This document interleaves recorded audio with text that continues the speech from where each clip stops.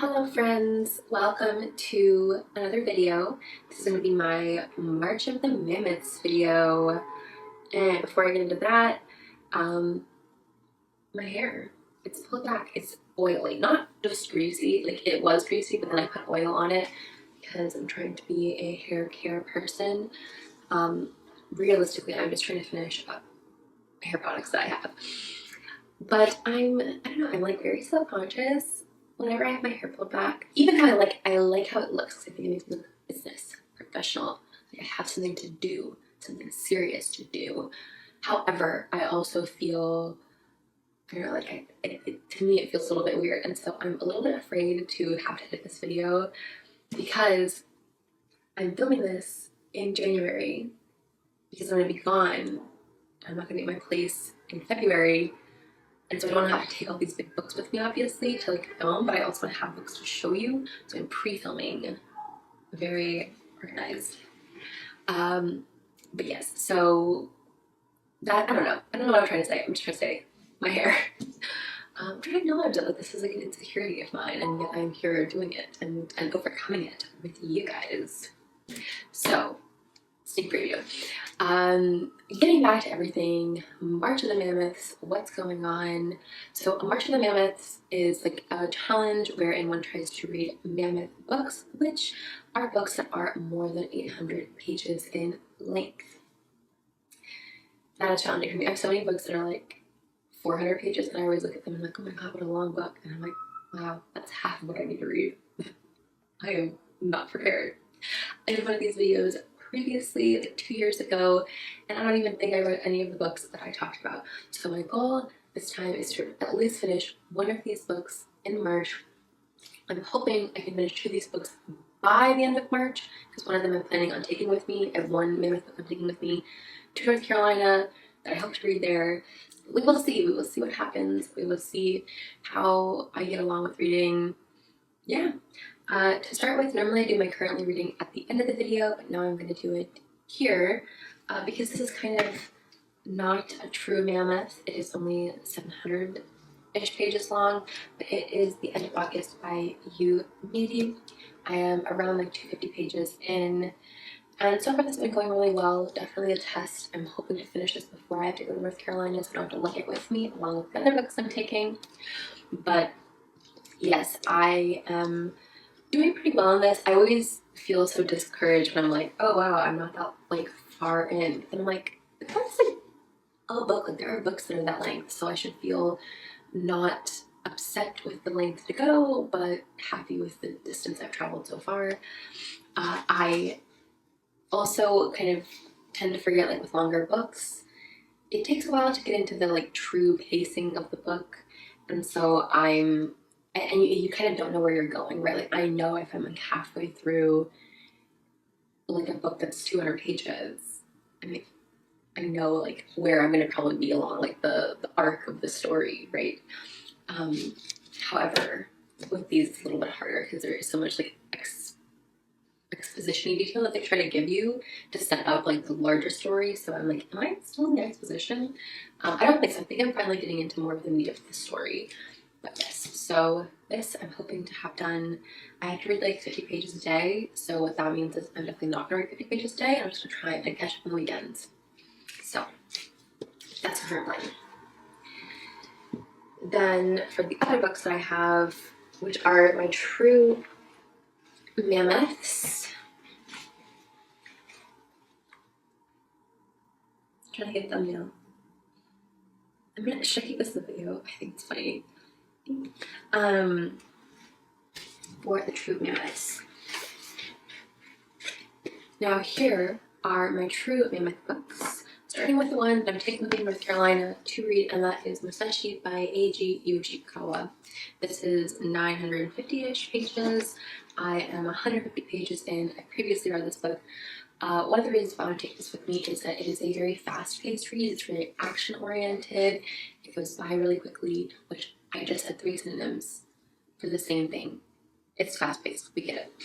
And in that way, I'm hoping this will be like an exciting intro into reading big books because it will kind of be a faster paced thing that I can get into.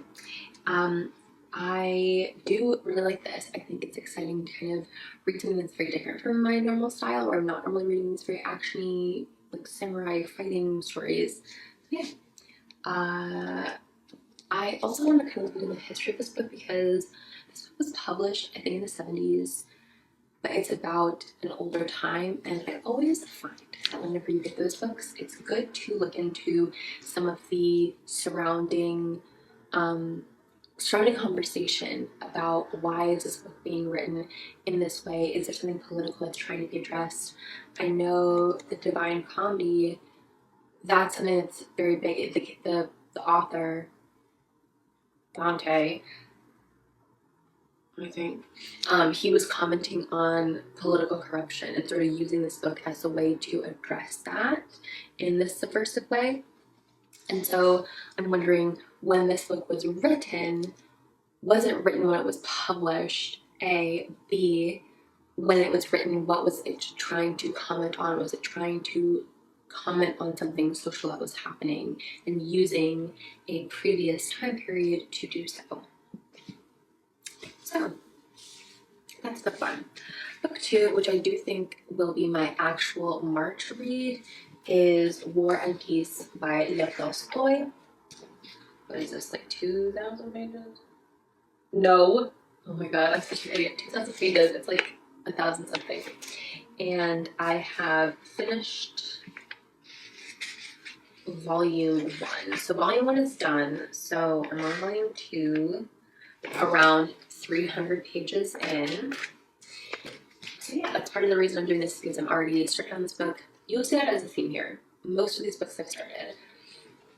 So this is going to be my true like March read. And yeah, I know I just need to finish this one. I know I will enjoy this. I know it's supposed to be like the Russian novel, meandering, long.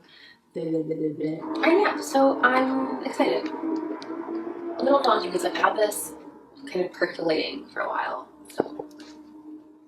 So yes, this will be the March read. I'm excited, albeit a little frustrated because I had this percolating for a while and I should have just finished it, but this will be the year. Good reading vibes, good reading experience, War and Peace will be read. I used to have a coworker who would always bring up the fact that she had read War and Peace once and be like, and that's why I don't want to read anything now, because I read that. If I read that, I don't want to go through it again. I'm like, fair enough. Like, one and done. I'm going to do the big one and move on. Next up is Books of Jacob. I am a number of pages in because the pages go backwards. We start at like 900 and something.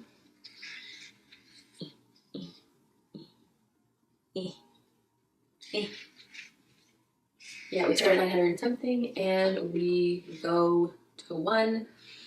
I'm currently at page 818, like that far through.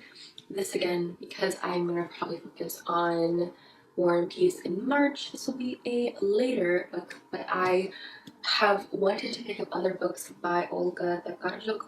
However, knowing that I have this behemoth on my list, I am not going to even romanticize, that's not the right term, even fantasize the idea of getting another book by her when I have this one so clearly and wonderfully sitting on my shelves. And lastly, mentioned so many times on this channel, yet never once opened, this is the only book on this list that I have never even touched or started. That is Dumas' The Count of Monte Cristo. Over, oh my gosh, how many pages do you? Around 1,450 pages.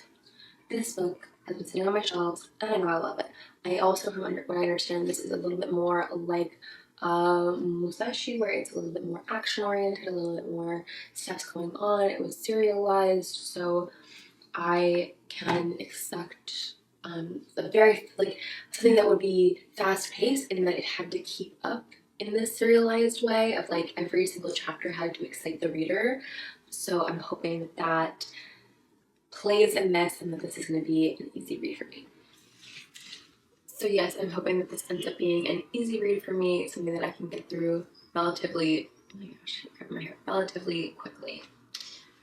And then that's that. I know I have other Mammoth books somewhere on my shelves here, but I think I'm going to be a little bit more mindful in like starting small and working my way up and treating this as not an action that I must do someday, not like a one day I'll read these books, but no, the day is today. The day is today, and I think I'm gonna need to be a little bit better about not like picking up and putting down. It's very easy to do, but I want to maintain momentum with these books, and so again, I'm starting with the end of August in really trying to plow through and get her done in the end of 1 month. I didn't start it this month, but I want to finish it this month, and then similarly work through all of these books. So by the time I get to the Count of Monte Cristo, I'm not putting it away for years. I'm starting it and I'm ending it nicely, quickly. Another word that means the same thing, like I always do. Yeah, so let me know what your plans are for March of the Mammoths. I'm really hoping that by the time I'm ready to post this, I have already finished 2 of these books, maybe even gone ahead and started one of these books, so that I can steamroll through March, getting my Mammoths marched. Is that sexual? I don't know. But yeah, you get what I'm saying. I'm really hoping to be on top of this stuff, and I'm hoping to have maybe a little update video to share at the end to let you know where I'm at. Yeah, thank you so much for watching, and I can't wait to see you in my next video. Whatever that will be, who knows?